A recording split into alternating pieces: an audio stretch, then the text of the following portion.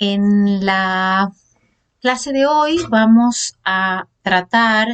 el tema de la relación de causalidad como uno de los presupuestos de la responsabilidad civil, es decir, como un presupuesto necesario para que se pueda atribuir a un sujeto el deber de reparar el daño causado, tanto como consecuencia del incumplimiento de una obligación, como en el caso de un daño derivado de un hecho ilícito.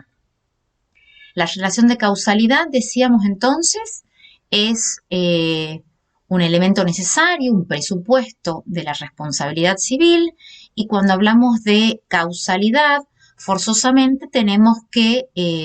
indagar acerca del concepto de causa.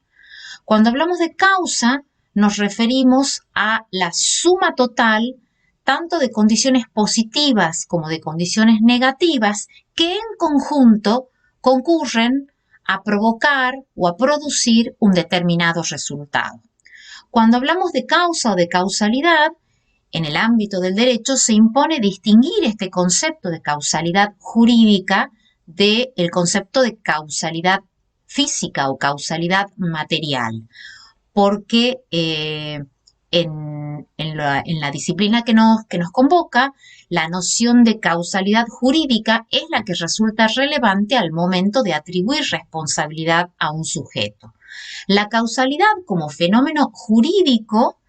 hace referencia a ese enlace, la relación de causalidad hace referencia a ese enlace que debemos poder establecer entre un hecho generador que se atribuye al sujeto responsable y el daño sufrido por la víctima de esa conducta. ¿Por qué es importante identificar, definir, precisar el concepto de causalidad jurídica?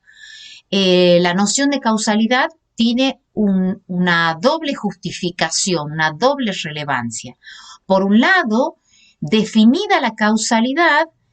esta nos permite determinar autorías materiales. Establecida la causalidad, esta primera indagación nos permite responder a la pregunta de quién fue el que aportó la causa del perjuicio y por lo tanto quién es el autor de ese comportamiento y por lo tanto quién debe responder.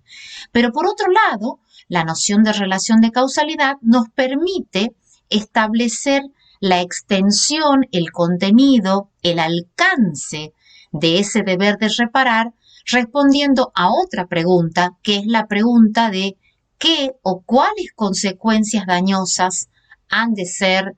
resarcidas o reparadas por aquel a quien identificamos como autor de la conducta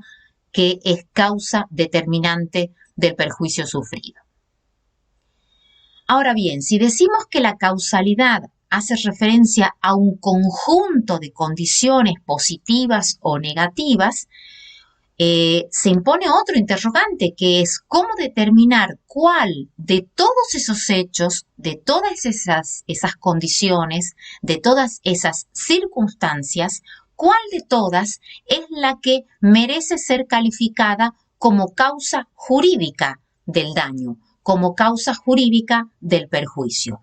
Y esta pregunta se impone porque, como decíamos recién, el fenómeno causal nos remite a una pluralidad de situaciones, a una situación compleja, porque existe una pluralidad de hechos que concurren, que confluyen para producir un determinado resultado dañoso, y es por ello que se impone indagar sobre cuál de todos esos hechos es el eficaz para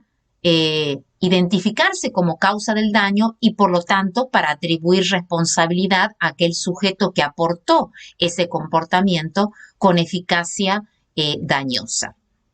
Para responder a este interrogante, es decir, cuál de todos los hechos que han intervenido en la producción de un resultado, cuál de ellos debe ser considerada causa jurídica del perjuicio, la doctrina acudió a la elaboración de distintas teorías. Por un lado, tenemos un grupo de teorías que consideran a todos los hechos como eficaces, no distinguen entre los distintos hechos que intervienen en la producción de un resultado, y dentro de este grupo de teorías identificamos a una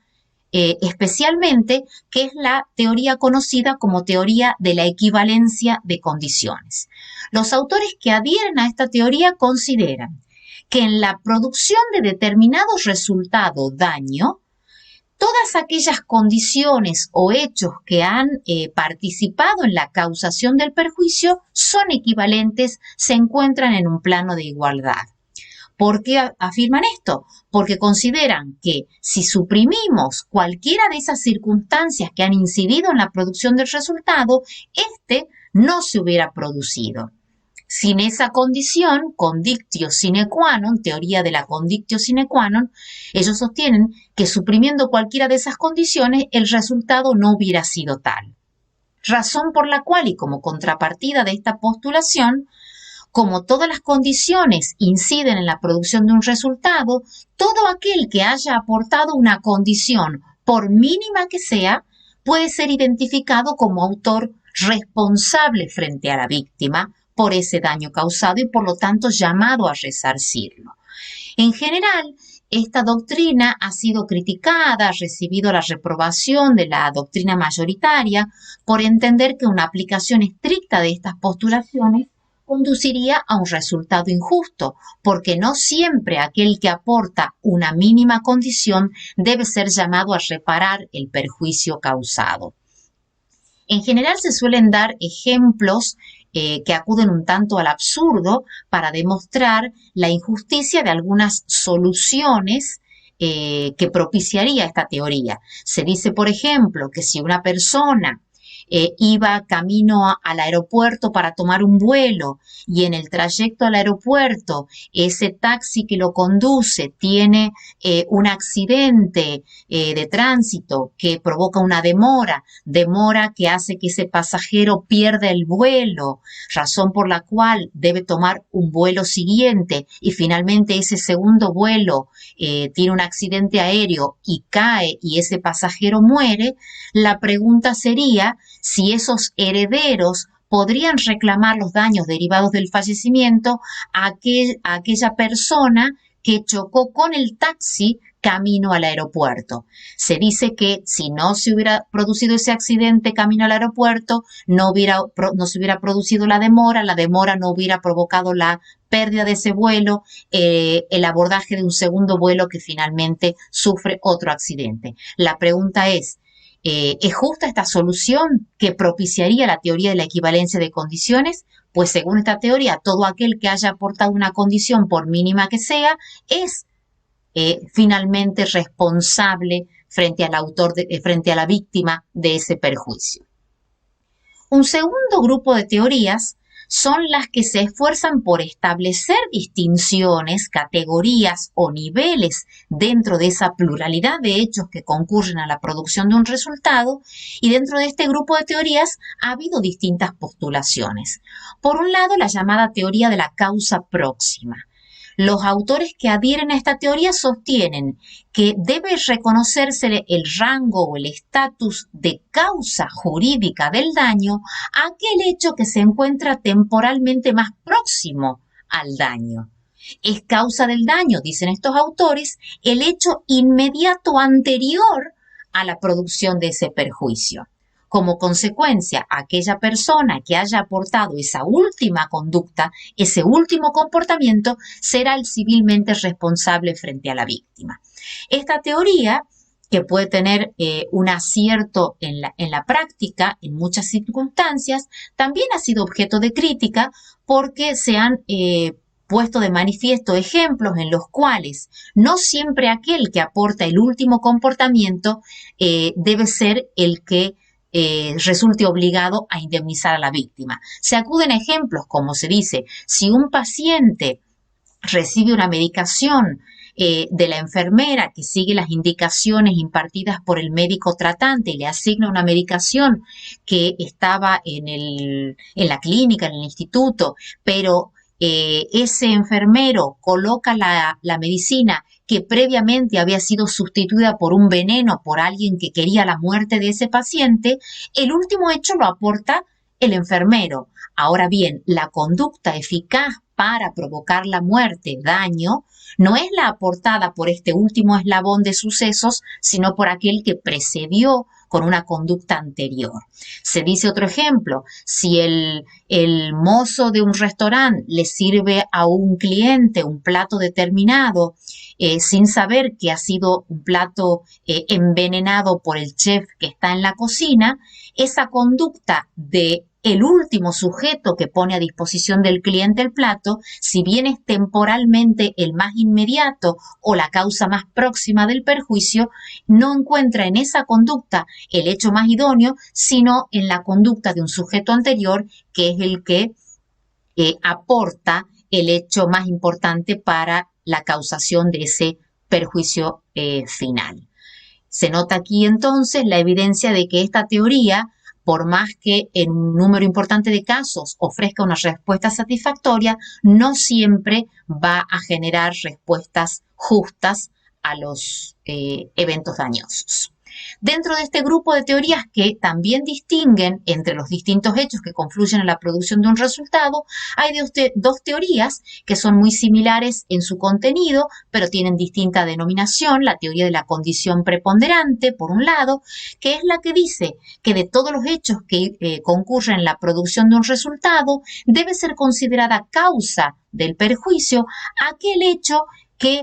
sobresale, que rompe el equilibrio entre las distintas condiciones favorables y desfavorables, es la que influye decisivamente en la producción de un resultado, y si bien esta teoría es aceptable en términos generales, la crítica que se ha hecho contra la misma es que en definitiva no explica cómo establecer esa preponderancia del hecho al que finalmente se le atribuirá la condición de causa del perjuicio.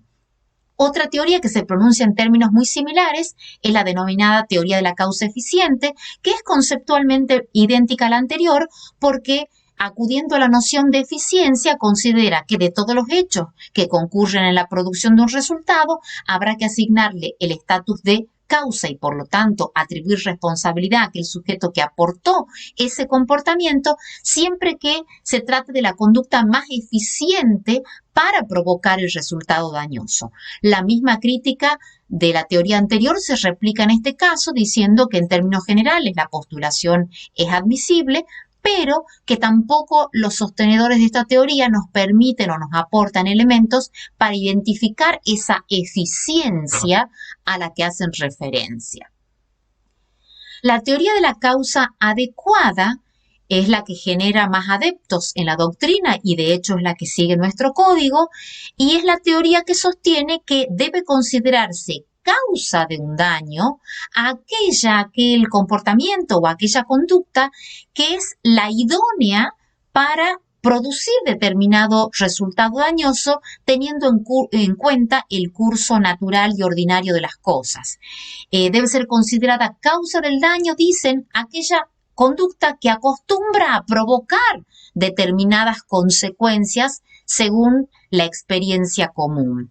Esta teoría de la causalidad adecuada lo que propone es que el intérprete, aquel que debe determinar cuál es la causa del daño,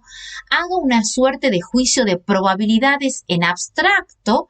para que bajo ese parámetro reflexivo acuda a la idea de previsibilidad. Será causa jurídica o causa adecuada del daño aquella conducta que previsiblemente y según lo indica la experiencia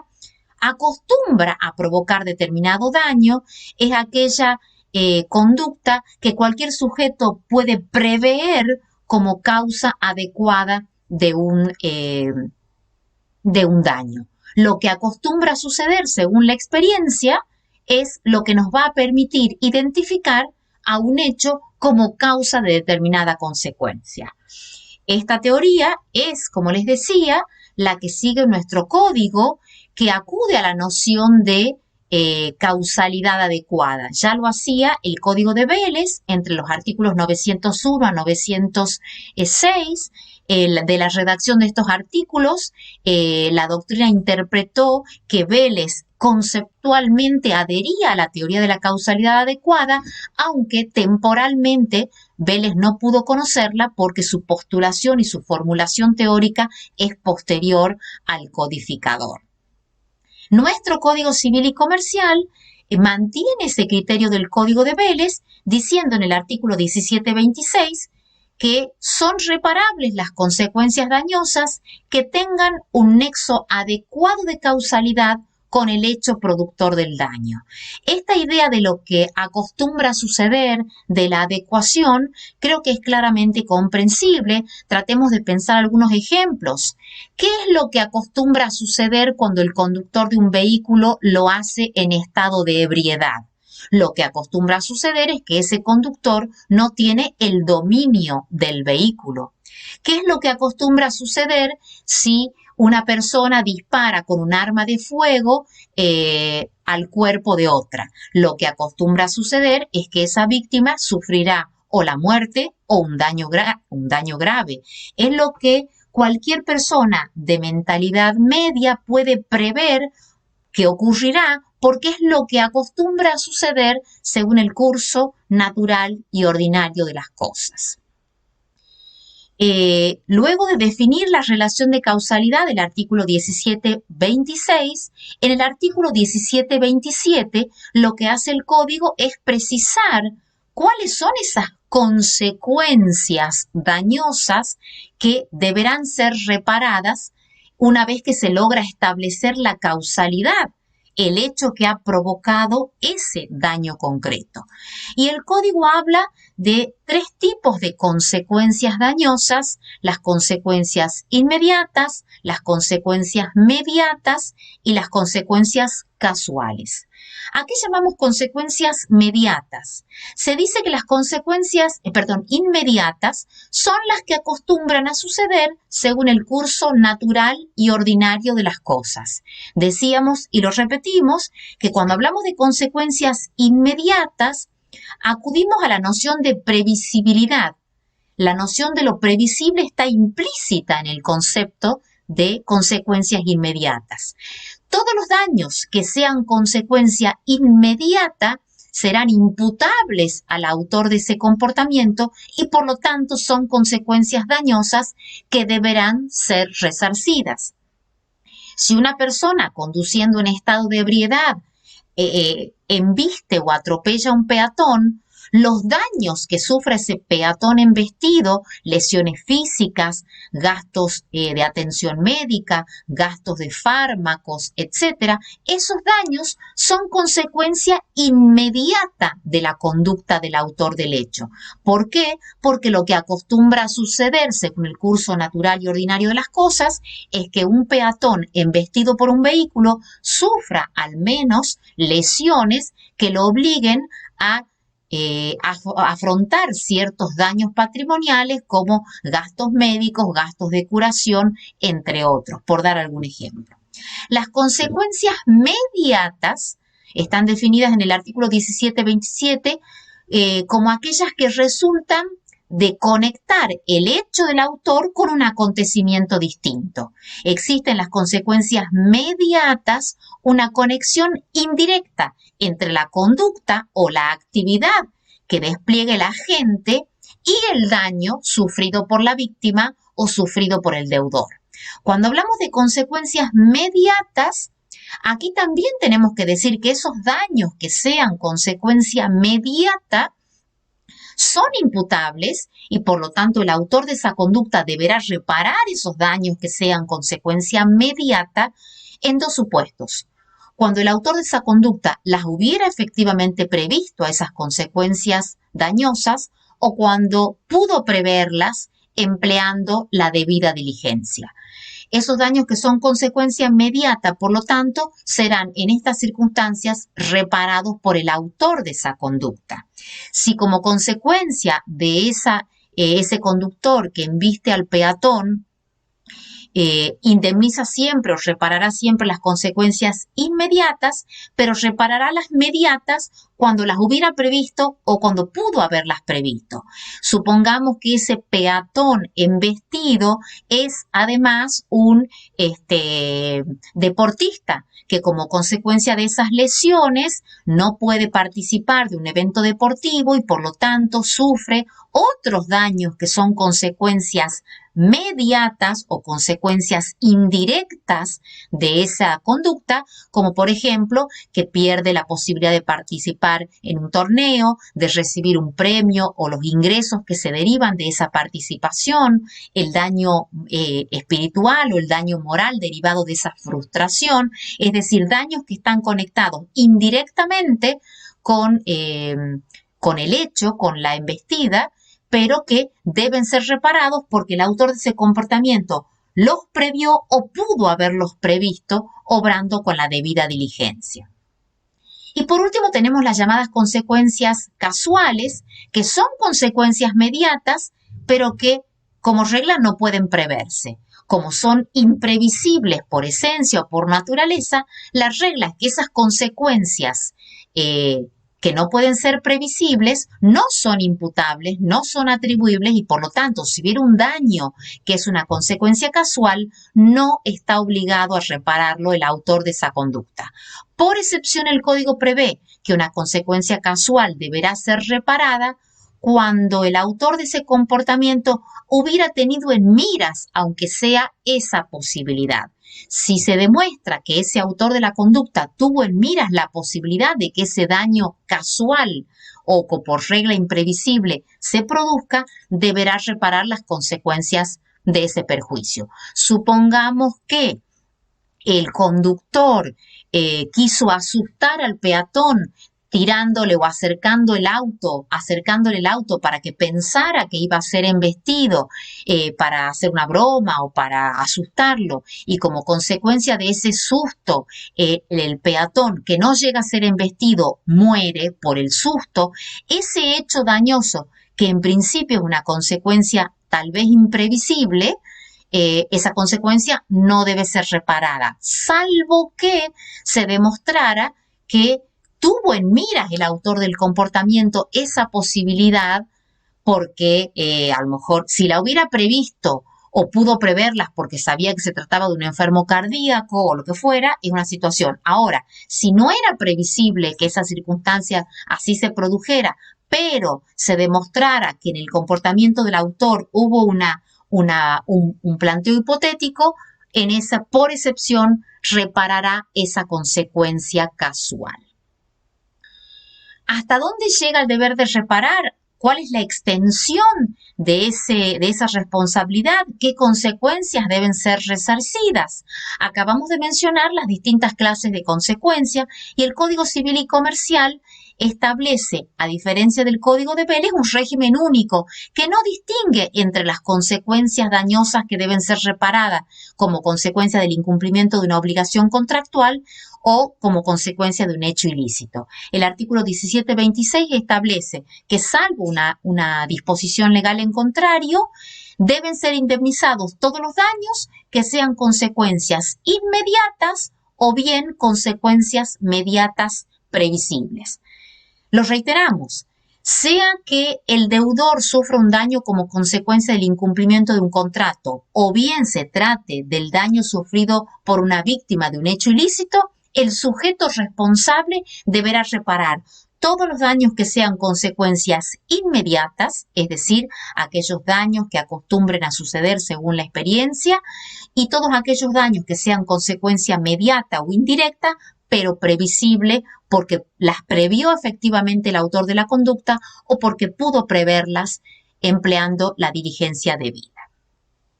El programa nos plantea un supuesto particular hablando de previsibilidad de las consecuencias que deban ser resarcidas. En este caso, estando en el ámbito contractual, nos referimos a los daños que sean derivados del incumplimiento de un contrato.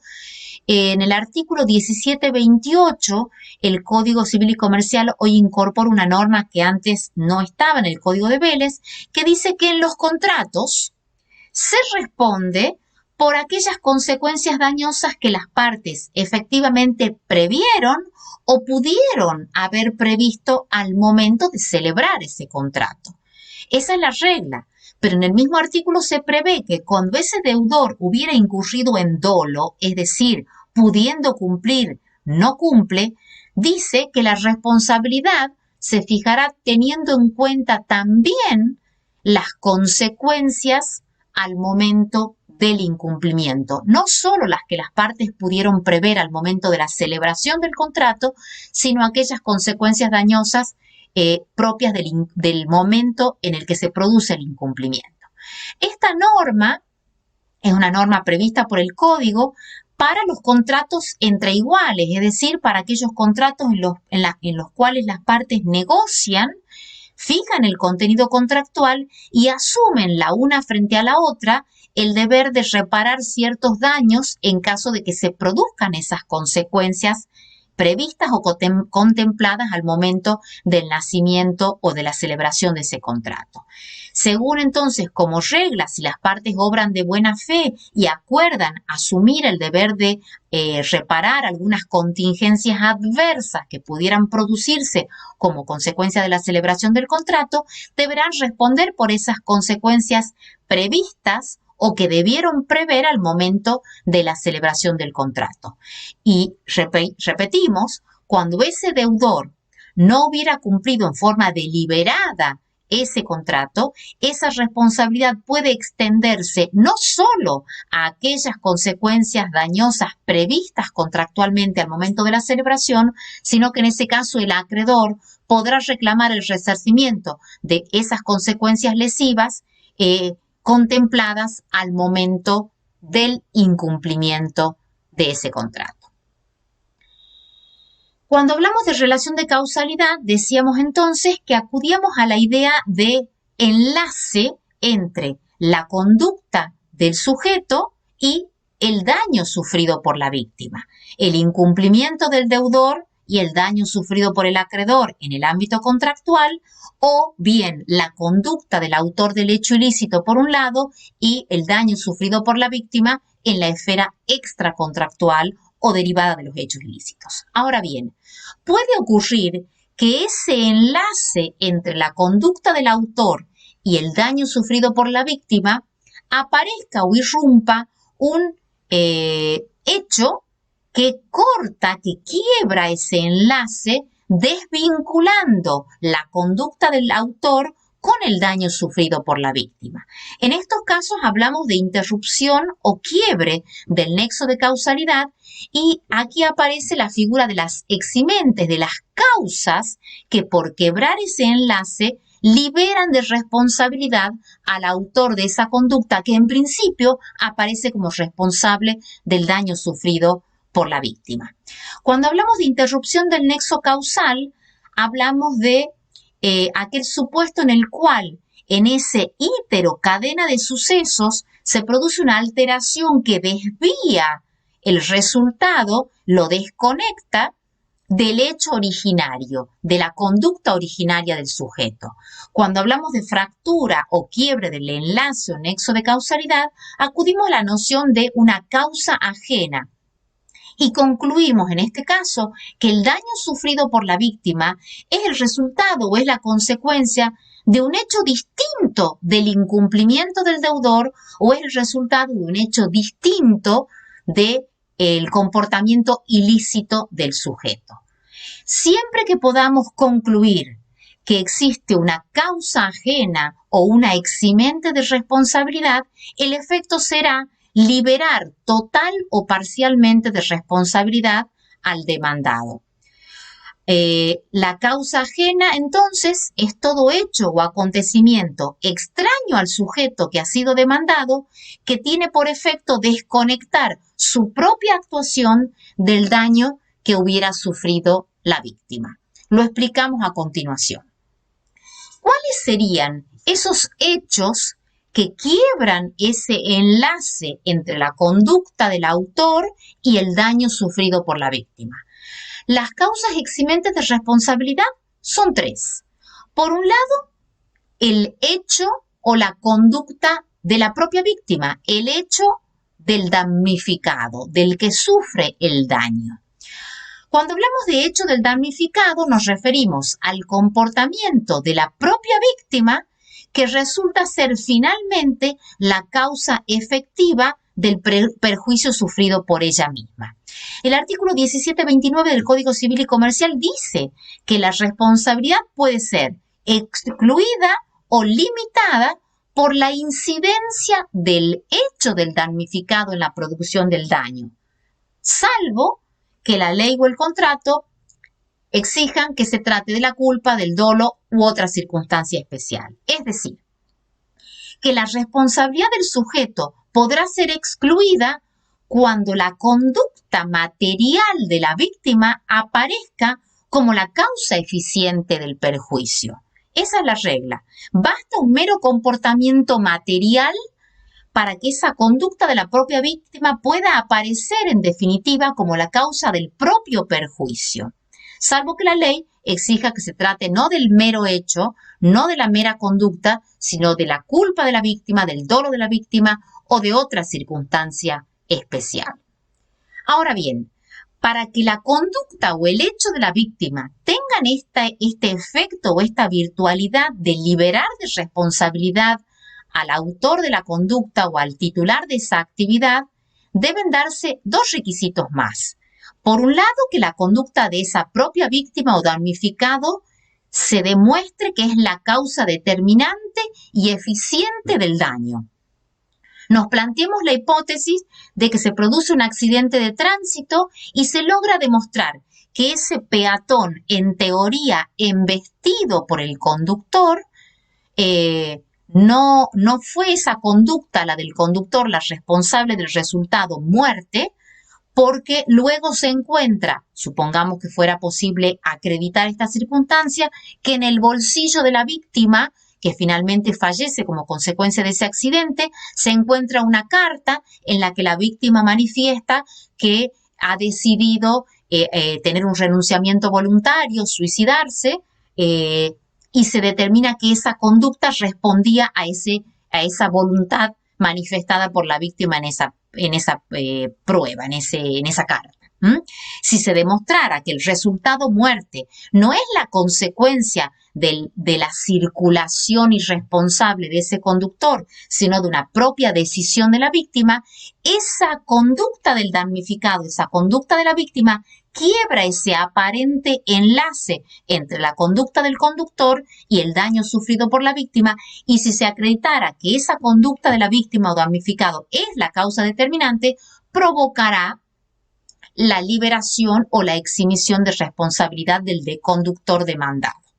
Ahora bien, para que exima de responsabilidad, no solo debe tratarse de una conducta de la víctima determinante del daño, sino que además se requiere que esa conducta de la víctima no haya sido provocada por el deudor o por el autor del hecho ilícito, o bien que esa conducta poco cuidadosa de la víctima no haya tenido que ser neutralizada, impedida o evitada por el deudor, en el caso de la responsabilidad contractual, o por el autor del hecho ilícito. Nos imaginemos distintas hipótesis. Supongamos que un sujeto le vende a otro un producto que funciona con electricidad, un electrodoméstico. Supongamos que se lo vende y no se le acompaña el manual que le indica cómo debe ser colocado, que debe requerir ciertas precauciones para usar un transformador, que debe ser instalado bajo determinadas maneras. Y el comprador de ese producto lo instala, lo enchufa y sufre una electrocución o la pérdida de sus bienes en su vivienda. Si esa culpa de la víctima, que no realizó la instalación como era debida, pero no lo hace o lo hace en forma inadecuada, pero lo hace por falta de información suficiente, En ese caso, puede ocurrir que la víctima incurra en un comportamiento poco cuidadoso y que por esa falta de las diligencias necesarias sufra el daño, electrocución, pero si ese comportamiento ha sido de algún modo provocado por el deudor que no cumplió con el deber de información, el vendedor, no liberará de responsabilidad al deudor en ese contrato. Nos imaginemos otra situación, para hablar de un hecho ilícito, supongamos que el organizador de un evento deportivo, de una carrera, supongamos en el cerro, permite que el público se ubique en lugares prohibidos. Podría ocurrir que se demuestre que ese espectador se instaló para ver la carrera en un lugar inadecuado o hasta prohibido, no obstante lo cual se instala en ese lugar y cuando pasa un auto de la carrera despista y embiste al público y mata a algunos espectadores. Podemos decir que a lo mejor esa víctima incurrió en un comportamiento poco cuidadoso y que probablemente se expuso a un riesgo. Ahora bien, esa conducta poco cuidadosa, ese hecho de la víctima, debió haber sido evitado o neutralizado por el organizador del evento, razón por la cual, aunque existiera un hecho de la víctima que participa como una causa del perjuicio sufrido, como es un hecho que debió ser neutralizado o evitado, no provocará la liberación de ese autor del hecho o titular de esa actividad riesgosa. Comprobado que hay un hecho de la víctima o un hecho del damnificado que ha incidido decididamente en la producción de un resultado, pueden plantearse dos situaciones, dos alternativas. Una, que se concluya que ese hecho de la víctima es la causa exclusiva del perjuicio, en cuyo caso la víctima deberá soportar el daño padecido, no podrá pretender que sea otro el que repare ese daño. Aquel que por su propio comportamiento se autoinflige un perjuicio, tiene el deber de soportarlo. En caso de que la víctima se hubiera expuesto, se hubiera lanzado, una persona que hubiera estado distraída, nos imaginemos que un grupo de estudiantes va caminando por la calle y empiezan a bromear entre sí y uno de ellos baja a la calle sin mirar y en ese momento a lo mejor es embestido o se arroja por hacer una broma al paso de un auto pensando que no iba a sufrir un golpe y lo sufre. Si se demostrara que el daño sufrido es la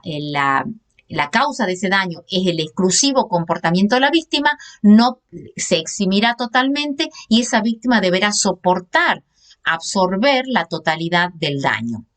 No podrá trasladarlo. O bien podría ocurrir que ese hecho de la víctima se considere que es una causa que ha incidido en la producción de un resultado, pero que concurre con otra causa. En este caso podríamos decir que también tenemos dos hipótesis, que concurran como causas determinantes del perjuicio el hecho de la propia víctima, pero también la conducta del demandado. Supongamos que estos jóvenes de los que hablamos, efectivamente distraídos, bajan de la vereda a la calle, pero si el conductor hubiera ido a una velocidad moderada, tal vez hubiera podido evitar el daño, razón por la cual esas lesiones que sufre, daño que sufre la víctima, son el resultado de dos conductas. La conducta de la propia víctima, el hecho de la propia víctima, culposo, negligente, pero también el hecho negligente del propio demandado. En esta situación, la doctrina ha debatido sobre si la conducta de la propia víctima absorbe la totalidad de la responsabilidad o por el contrario, si constatada algún grado de responsabilidad del demandado, absorbe la totalidad de la responsabilidad, pero prevalece la posición que sostiene que cuando se constata que inciden en determinados resultados dañosos más de una conducta o más de un comportamiento, lo que hay que hacer es determinar cuál es la incidencia que cada conducta tuvo en la producción de un resultado. Esto ocurre con mucha frecuencia en los accidentes de tránsito, donde se concluye, por ejemplo, que la víctima tuvo un grado de responsabilidad, pero también el conductor, razón por la cual los jueces, valorando las circunstancias de cada caso particular, establecen un porcentaje de responsabilidad distribuyendo el deber de reparar el daño o la carga de soportarlo en un 50 y 50%, en un 70-30, en un 60-40, en el porcentaje que el juez estime. Pero bien, también puede ocurrir que el hecho de la víctima constatado o identificado como una conducta que ha incidido en la producción de un resultado concurra con el riesgo de una actividad, el riesgo de una cosa, en cuyo caso también el juez deberá establecer en qué grado ha incidido la conducta de la propia víctima o el riesgo propio de la actividad que desarrolla el empresario, por ejemplo, en cuyo marco se produce el daño. En todos estos casos, cuando hay más de un hecho, más de una conducta que incide en la producción de un resultado, será el juez el que deba determinar la incidencia de cada uno de estos factores en la producción del resultado. Una segunda causa eximente de responsabilidad, además del hecho o la conducta de la propia víctima o damnificado, es el hecho de un tercero. Cuando el demandado invoca en juicio que el daño que sufre la víctima no es el resultado de su comportamiento o del desarrollo de su actividad, sino que ese daño sufrido por la víctima se debe a la conducta de un tercero que ha incidido en la producción de ese resultado, aquí acudimos a este supuesto: determinar que es la conducta de un tercero la causa del perjuicio y que es la actuación de ese tercero la que ha provocado una ruptura en ese aparente enlace entre la conducta del demandado y el daño sufrido por la víctima. Ahora bien, para que el demandado pueda invocar el hecho de un tercero y pretender liberarse de responsabilidad atribuyéndole la responsabilidad a ese tercero, deben darse ciertos requisitos. En primer lugar, el demandado debe demostrar que esa interferencia del tercero no pudo ser prevista.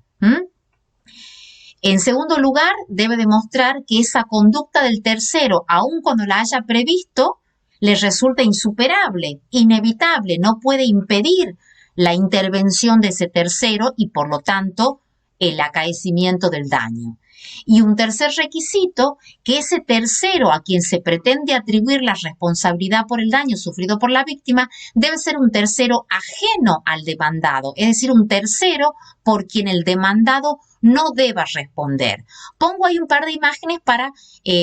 hacer referencia a casos reales. Nos imaginemos que un joven sufre un daño en un boliche porque es golpeado por un patobica. Supongamos que esa víctima demanda al establecimiento, al empresario que explota ese boliche, al empresario que tiene esa actividad. Supongamos que ese empresario, dueño del boliche, dice que el daño no es su responsabilidad porque ese empresario contrata a otra empresa que se llama Seguridad S.A., que es la que con personal propio tiene la custodia del acceso y frente a situaciones de disturbios o violencia dentro del local. La pregunta es, ¿esa empresa Seguridad S.A. es un tercero respecto del titular o del dueño de la actividad? Sí, puede ser un tercero, pero no es un tercero ajeno, no es un tercero por quien no se deba responder, porque ese tercero actúa con consentimiento, por intervención, porque es convocado por el propio demandado y porque la posibilidad de desórdenes en los accesos a los boliches y aún dentro de los mismos no se trata de un hecho imprevisible y menos aún inevitable, razón por la cual puede tratarse de un hecho de un tercero, pero por no cumplirse estos requisitos que acabamos de mencionar, no podría ser invocada la conducta de ese tercero, Seguridad S.A., para pretender liberarse de responsabilidad. Otro ejemplo, ¿podría un banco invocar frente al reclamo de un cliente a quien le han sido sustraídos sus ahorros de una caja de seguridad? ¿Puede decir que el daño sufrido por ese cliente, ese ahorrista, la responsabilidad de ese daño la tienen los boqueteros, los ladrones que entraron y sustrajeron esos bienes? Sí, obviamente se trata de terceros distintos del deudor, en este caso el banco, que tiene un contrato con su cliente, pero no se trata de terceros ajenos, porque el riesgo de un robo, de una sustracción, es una actividad propia, previsible, que debe ser evitada y porque no se trata de un riesgo ajeno, razón por la cual, por no darse estos requisitos, aunque hubieran intervenido terceros en la causación de ese perjuicio, no puede ser invocado como un hecho que provoque la ruptura del nexo de causalidad y, por lo tanto, la liberación del deudor. Demos otro ejemplo. Supongamos que los conductores de un vehículo que circulan por una ruta concesionada sufren actos de vandalismo de gente que desde arriba de un puente tira piedras y provoca la rotura de parabrisas y eventualmente un daño físico a alguno de los conductores. Podría invocar, en caso de que esa víctima demande a la empresa concesionaria de la ruta, podría invocar la empresa que esos daños han derivado de la actuación de estas personas, de estos vándalos, que efectivamente se demuestra en filmaciones, testigos, etcétera, que eran ellos los que arrojaban las piedras, serán terceros, pero no son terceros ajenos, porque se trata de riesgos o de la intervención de terceros que el demandado debía neutralizar, impedir, por tratarse de riesgos previsibles y necesariamente evitables por parte de este demandado. Esto está previsto en el artículo 1731 del Código Civil y Comercial, que dice que para eximirse de responsabilidad total o parcialmente, el hecho del tercero por quien no se debe responder debe reunir los caracteres del caso fortuito. Esa intervención del tercero debe ser imprevisible, debe ser inevitable y se debe demostrar que es un tercero ajeno al deudor. Si se lograra demostrar que la intervención de ese tercero reúne estos requisitos, solo en esos casos el hecho del tercero provocará efectivamente la ruptura del nexo de causalidad y la liberación total o parcial, eventualmente, de la responsabilidad. Volviendo a uno de los ejemplos que dimos antes, supongamos que el conductor de un auto efectivamente embiste a un estudiante que iba caminando por la vereda, pero que se baja sin mirar, y se lograra demostrar en el pleito que ese chico que de algún modo cae a la calle había sido empujado por un amigo deliberadamente o involuntariamente. En ese caso, el daño sufrido por ese chico, lesiones o muerte, es el resultado de dos comportamientos, del hecho del tercero y del hecho del conductor. En ese caso, se eximirá total o parcialmente de responsabilidad del conductor si se lograra determinar que la causa eficiente de ese perjuicio, lesiones o muertes, responde totalmente al hecho de un tercero si reuniera los caracteres del caso fortuito o no, como ocurriría en la mayoría de los casos, que tal vez interpretaríamos que se trata de un supuesto de responsabilidades concurrentes entre dos conductas, la del conductor del vehículo demandado y la del tercero que de algún modo aportó un comportamiento que incidió en la producción de ese resultado. La tercera causa eximente de responsabilidad, además del hecho del damnificado, además del hecho de un tercero por quien no se debe responder, el caso fortuito o fuerza mayor es otro hecho que puede provocar la ruptura del nexo de causalidad. En el Código de Vélez, el artículo 514 definía el caso fortuito como aquel que no ha podido preverse o que, habiendo sido previsto, no ha podido evitarse. En términos similares, el artículo 1730 del Código Civil y Comercial hoy vigente establece que se considera caso fortuito o fuerza mayor al hecho que no ha podido ser previsto o que, habiendo sido previsto, no ha podido ser evitado. Advierte el mismo artículo que en este código las voces caso fortuito o fuerza mayor se utilizan como voces sinónimas. Ahora bien, para que el demandado pueda invocar la existencia de un caso fortuito o fuerza mayor, debe demostrar que ese hecho, mediante el cual pretende liberarse, reúne al menos tres requisitos generales. Debe tratarse de un hecho imprevisible, es decir, de un hecho que no debe ser posible de prever, apreciada esta imposibilidad de modo objetivo. Debe tratarse de un hecho inevitable, es decir, de un hecho que no se puede controlar, neutralizar o evitar, y este es un rasgo tal vez preponderante respecto de la imprevisibilidad, lo importante es que no lo pueda evitar. Y esta tercera nota es la extraneidad, es decir, debe tratarse este hecho que se invoca como eximente de responsabilidad, debe ser un hecho extraño o ajeno al ámbito de incumbencia, a la esfera del demandado. Debe ser ajeno al presunto responsable, debe ser un riesgo ajeno al riesgo de la actividad, al riesgo o vicio de la cosa que ocasiona el daño. Si se dieran los requisitos de imprevisibilidad, inevitabilidad y extraneidad al demandado, solo en ese caso, el caso fortuito o fuerza mayor eximirían de responsabilidad. Pero además de estos requisitos generales, cuando el que pretende invocar el caso fortuito es para eximirse de una responsabilidad contractual, es decir, derivada del incumplimiento de un contrato, no basta con demostrar que se trata de un hecho imprevisible, inevitable y ajeno, sino que para liberarse de la responsabilidad derivada del incumplimiento del contrato, además de estos tres requisitos generales, se requieren tres caracteres o requisitos particulares. Debe tratarse este hecho que se invoca como un hecho sobreviniente, es decir, posterior al nacimiento de la obligación.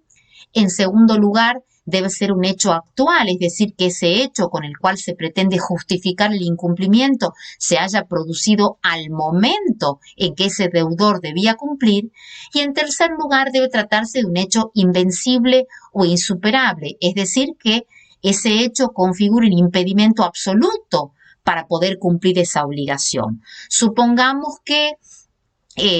un empresario está organizando en Tafí del Valle una competencia deportiva y para el desarrollo de esa actividad o está organizando un festival y para la realización de ese evento ha contratado con otro empresario la provisión de lo necesario para el escenario, iluminación, musicalización, etc. Supongamos que no se entrega en el tiempo debido para la celebración del evento estas estructuras y el deudor de esa obligación pretende liberarse invocando la existencia de fuertes tormentas y un derrumbe en el cerro que le ha impedido llegar de la ciudad de Tucumán a Tafí del Valle, donde debía entregar el escenario, etc. Para poder eximirse de responsabilidad debe demostrar que ese hecho, el derrumbe, es un hecho imprevisible, un hecho inevitable y ajeno a su actividad, pero además debe demostrar que ese hecho se produjo con posterioridad al nacimiento de la obligación, porque si al momento en que se obliga a entregar eso ya existía un derrumbe en el cerro, no podrá invocar ese hecho como impedimento. Debe demostrar que ese hecho se produce al momento del cumplimiento, porque si el derrumbe se produce con tiempo suficiente para que el deudor busque otro modo de cumplimiento, no podría invocar, y debe demostrar que se trata de un hecho insuperable, que impida totalmente el cumplimiento de la obligación, porque si hubiera otro modo de superar o de cumplir, aunque fuera más costoso o más oneroso, no podrá invocar este impedimento como caso fortuito o fuerza mayor para pretender liberarse de su obligación. ¿Cuáles son los efectos del caso fortuito? Si el deudor en el caso de la responsabilidad contractual o el autor del hecho ilícito demostrara que el daño sufrido lo es por un hecho imprevisible, inevitable, ajeno, etc., el efecto de ese caso fortuito será el previsto en el artículo 1730, que dice que el caso fortuito o fuerza mayor eximen o liberan de responsabilidad salvo disposición en contrario. Por lo tanto, la regla es que reunidos los requisitos y acreditados los requisitos del caso fortuito, es una causa eximente de responsabilidad que en la esfera contractual libera o exime al deudor de la responsabilidad derivada del incumplimiento de esa obligación y en el ámbito extracontractual exime al autor material de ese hecho ilícito o al civilmente responsable de las consecuencias de su actuación. El propio artículo prevé que esta regla no se va a producir, es decir, que no obstante el caso fortuito deberá responder siempre que se tratara de algunos supuestos previstos, legalmente previstos, que son a los cuales nos vamos a referir en breve. En el programa, a continuación, luego de indagar acerca de la relación de causalidad, del concepto de causa, del concepto de eximentes, etcétera, nos propone abordar el tema del incumplimiento de la obligación que guarda un paralelo con la figura del caso fortuito. Cuando hablamos de imposibilidad de cumplimiento, nos referimos a aquella situación cuando la obligación resulta de cumplimiento imposible para el deudor, material o jurídicamente, por una causa sobreviniente o posterior al nacimiento de ese vínculo entre acreedor y deudor. Notarán aquí ustedes el paralelo, porque para poder invocar la imposibilidad de cumplimiento deben darse los requisitos del caso fortuito, es decir, por un lado los caracteres generales, que ese impedimento de cumplimiento derive de una nota de imprevisibilidad, sea imprevisible, inevitable, extraño o ajeno a ese deudor, pero además que esa imposibilidad deriva de un hecho posterior al nacimiento de la obligación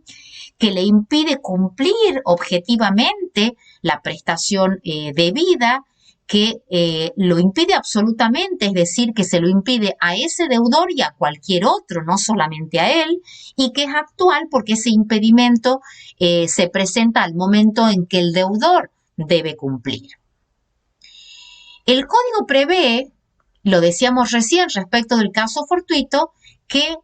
la regla es que el caso fortuito y la imposibilidad de cumplimiento, como regla, liberan de la responsabilidad. Como nadie está obligado a lo imposible, si sobreviene un supuesto de imposibilidad de cumplimiento, el deudor de esa obligación se libera de la misma.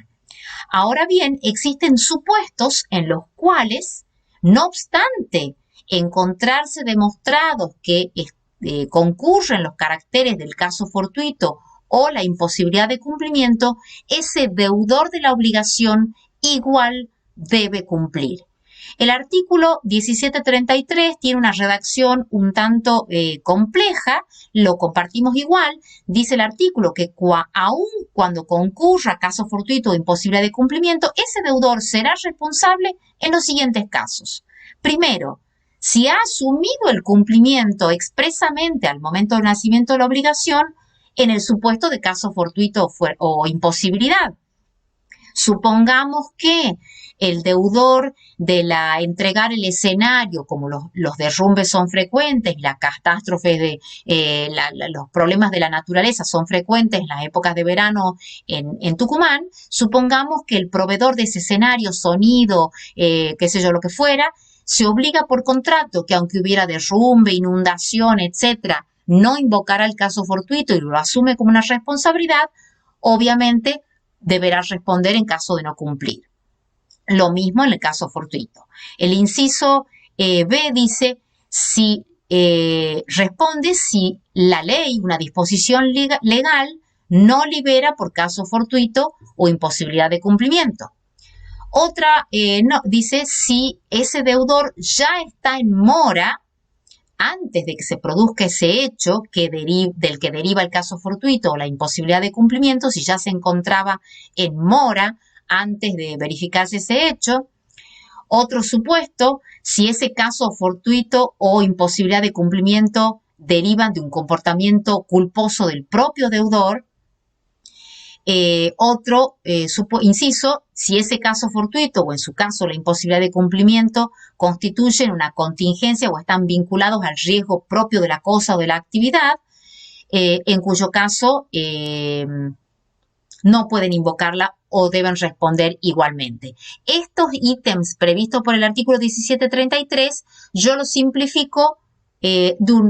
acudiendo a un esquema más simple. Dicho de otro modo, a pesar de la imposibilidad de cumplimiento o a pesar del caso fortuito, el deudor va a responder, 1, si se hubiese obligado o si así lo hubiera acordado, se hubiese acordado en el contrato, asumiendo las consecuencias del caso fortuito o imposibilidad de cumplimiento. Primera hipótesis, que ese deber de responder derive de la voluntad de las partes. Segundo, que derive de una imposición legal. Si la ley dice el deudor no podrá eximirse de caso fortuito, pues es la ley la que lo dispone, responde igual. Otro supuesto, decíamos recién, cuando exista culpa